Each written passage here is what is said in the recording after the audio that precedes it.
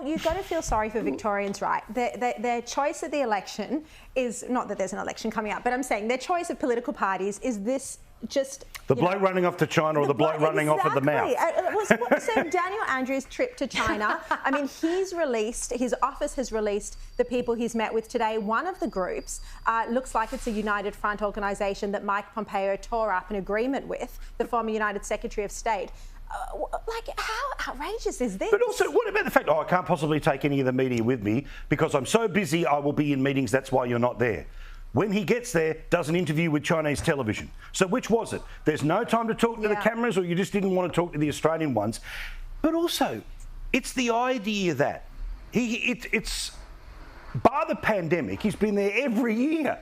That he's been the Premier every year. Yeah. The sort of suck-up job in the interview. But welcome to 2023 politics, when what annoys people is about the Liberal Party's stance on a woman who went to a Let Women Speak rally versus the bloke who's going cap in hand back to China. Yeah, and Gemma, you know, he was asked if he was going to raise the case of Cheng Lei. This is the Australian journalist still detained. He said that wasn't appropriate for him to raise. I'm sorry, there is an Australian journalist still locked up, still unable to see her children for years now, and he doesn't want to raise that when he's got a seat at the table, the first seat at the table since the pandemic?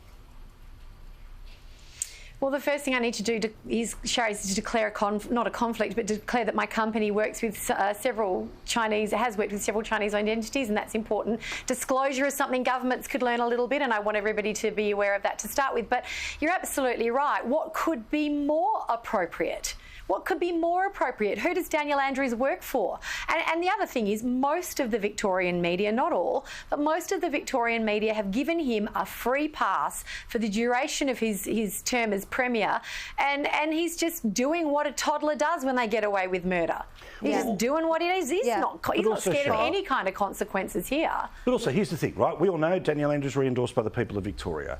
If this is what the people of Victoria want, then it's an insight into a frankly wrong decision. But there's no alternative. They don't have an alternative. Who wouldn't pick down Andrews over the bloke who kicks out a woman and now says she's on notice for just attending a rally? Who is the strategic genius who decides to have an internal Liberal Party conversation 2 weeks before a federal by-election that could well end up being, is that the bottom mark for the feds, or do they keep digging down? Dutton must be absolutely furious. Correct. He's got every right to blow up about it.